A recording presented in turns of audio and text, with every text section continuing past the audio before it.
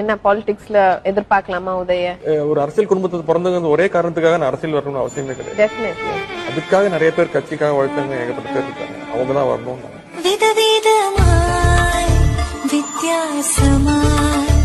உங்க குடும்பத்தில இருந்து யாராவது இனிமே அரசியலுக்கு வர வாய்ப்பு இருக்கா சார்?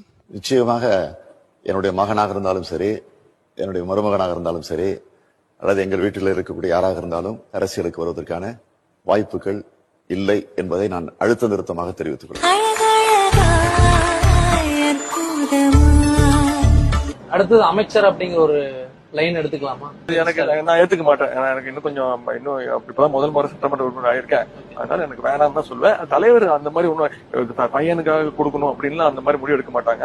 ஏற்கனவே அனுபவம் பெற்றவர்கள் நிறைய சீனியர்கள்லாம் இருக்காங்க.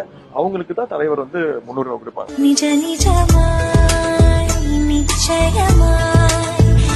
தொட்டு தொடரும்